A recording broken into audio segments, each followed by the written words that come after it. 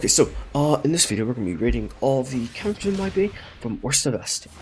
At last place, we have Spin Counter. Spin Counter is overall, it would be a decent move, but compared to the other counters, it is quite bad. Next to no start, but that's not unique to it, and next to no end lag, with a minimal reward. It's decent, but compared to every other counter on this list, it's lackluster. It's not that good.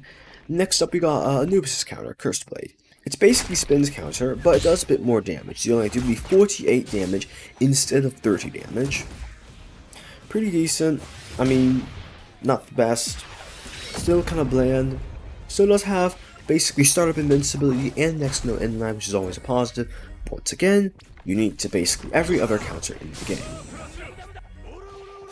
After that, I think the first, what was it? Oh, B, no, not the first B tier, but the second B tier. Actually, this is C tier. But yeah, the first B tier I'll put would be King Crimson's Epitaph. Epitaph, this is both the chop variation and the non-chop variation.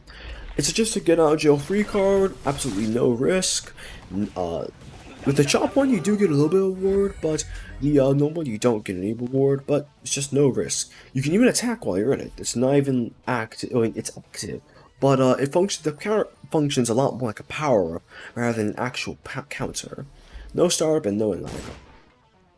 Pretty good move, given that there's actually zero risk involved. After that, we're going to put GER's counter, probably in, I don't know, A tier, probably, yeah. GER's counter is pretty good. This is the first counter that stuns, I guess you could say, but it's overall very good. It acts a lot like the traditional parry, such as when you use parry a heavy punch, where the opponent is stunned about the same amount of time, allows you to do anything you want. You can get a pretty good amount of damage in with that time, and they are locked in place. They can technically barrage, but the barrage will face only in one direction, so if they happen to be facing the wrong direction, they can't even really barrage. Overall, good counter. Next up we have, what's something called? The Crazy Diamond, that's the stance name.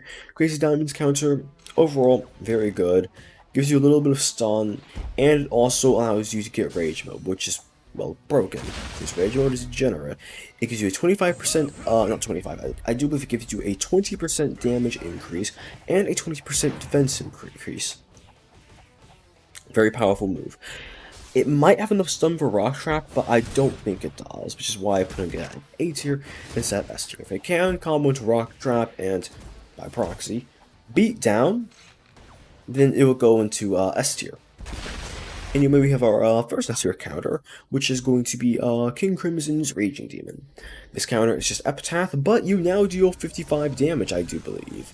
Or it might be 52 damage with it. Once again, no risk, no risk, but there's a fair amount of reward this time. Most players can consider this move a beatdown due to the animation, and the fact that he punches you a lot of time while saying a quote. So, very powerful counter. After that, we have the fourth best counter in the game in S tier. We have D4C Love Train. Now, I was kind of debating on putting this move on the list because it doesn't really function as a counter half the time. Most time it functions as a timeout, but since it can function as a counter, I do have it on the list.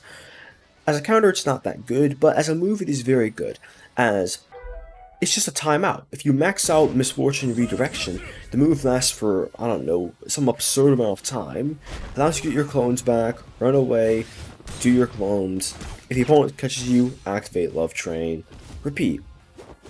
Very powerful move, and if you do land it as a counter, you will probably delete your opponent's entire health bar. And by counter, I mean doing D4C, not doing D4, doing Love Train and then Barrage. And immediately after that, we have a Silver Chariot Requiem's counter, which I was debating on putting this at number 2, although I don't really think it belongs there, especially since SCR, I mean, it doesn't have the best destructive power, nor does it have some of the best moves. But Barrage Jawbreaker, just free damage.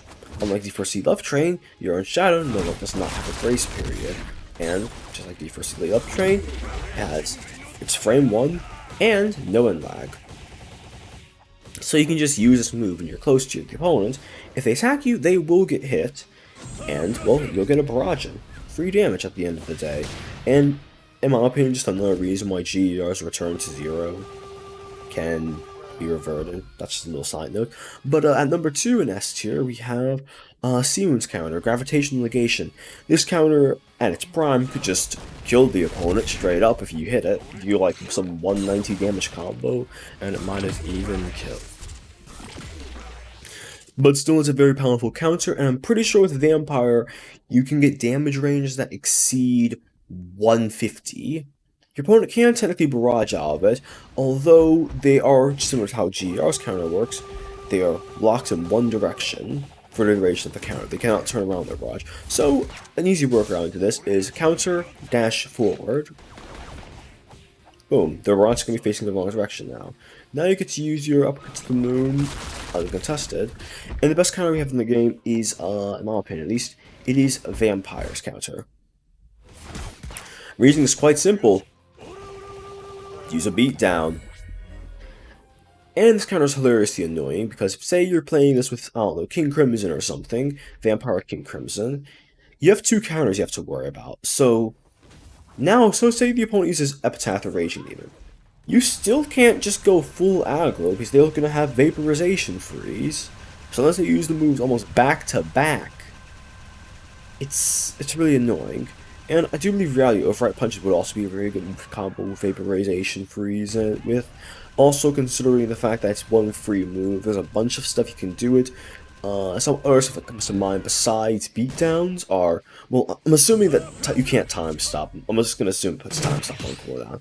But Million Pricks is one move that you could use.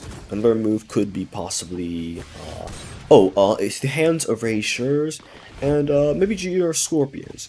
There are probably more moves that I've not thought of, but this is a very good move and has a ton of synergy, especially since, unlike other counters, it cannot be placed. Unlike other counters, this counter can be placed on other stands, so it's just whatever you want to use it with. Unlike, say, something like Your Own Shadow, which would probably be the best counter in the game if you put it on something like the Lord of Heaven.